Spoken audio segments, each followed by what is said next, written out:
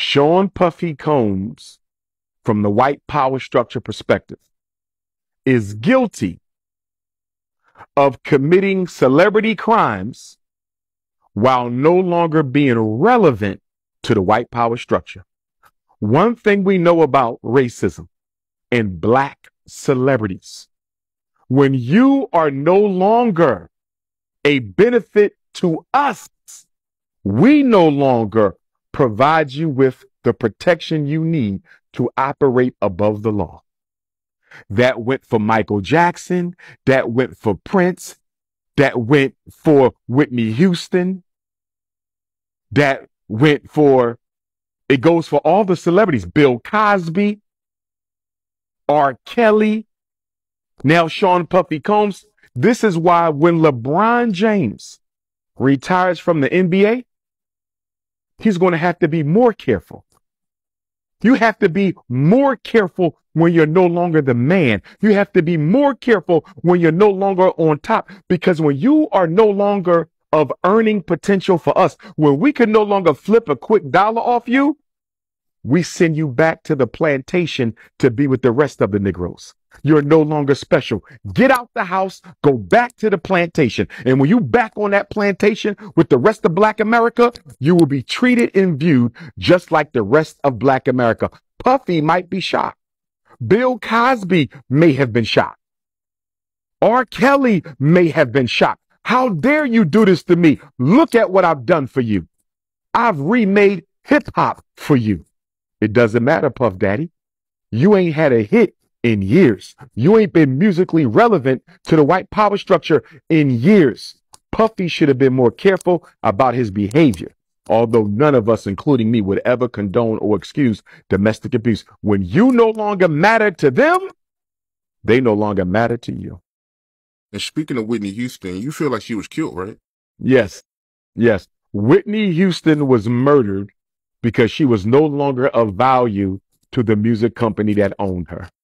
Whitney Houston wanted her masters. She wanted her publishing. She wanted an audit on her money, and she was not going to get it. Here's the question that got to be asked. You're at the Los Angeles Hilton, I believe. That's a 5-star hotel. There's cameras on every floor. Whoever went into Whitney Houston's hotel room to take her life, it's on camera. Who had the power to make them confiscate that Whitney Houston murder video showing the murderers entering the room? It had to be somebody with a lot of power. I believe it was somebody from Whitney Houston's label. And I believe that somebody allowed the Grammy party to continue while Whitney Houston's body was upstairs dead and floating in the tub.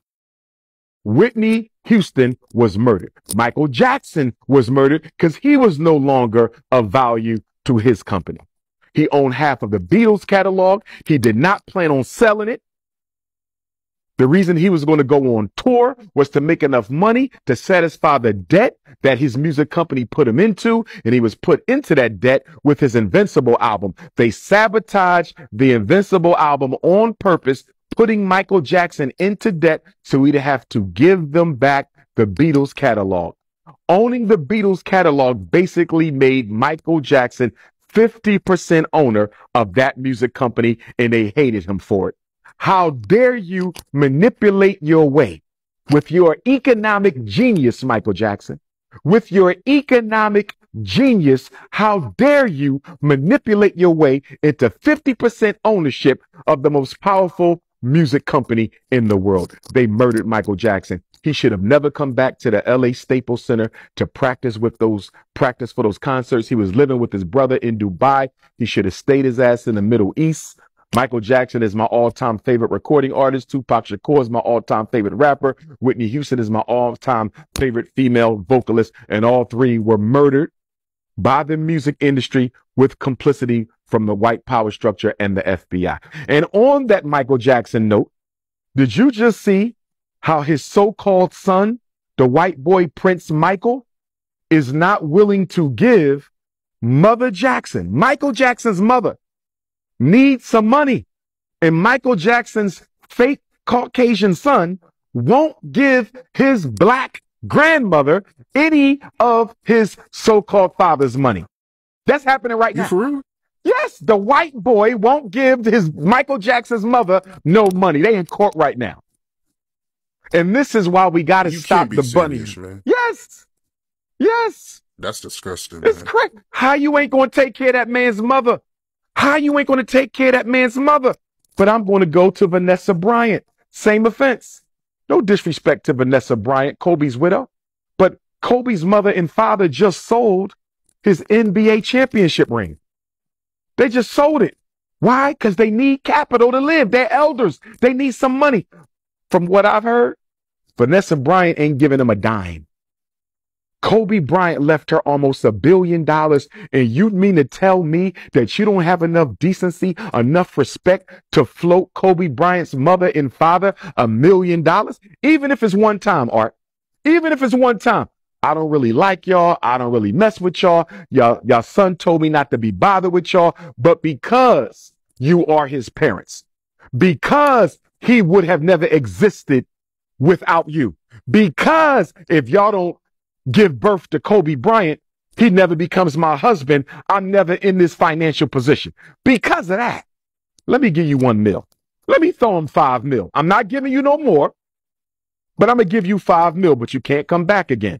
Can we agree on that? Can we sign a non-disclosure? I'm going to give you this $5 million, but y'all can't come back. Fine. Give us the $5 million. She won't even throw them $1, bro. And then people get upset with me for being against interracial marriage. Listen, I'm not against white women. I'm not against red women, brown women, or yellow women. I am against the transfer of wealth out of the black community to white people who have taken enough from black America. Why are we marrying Asian women?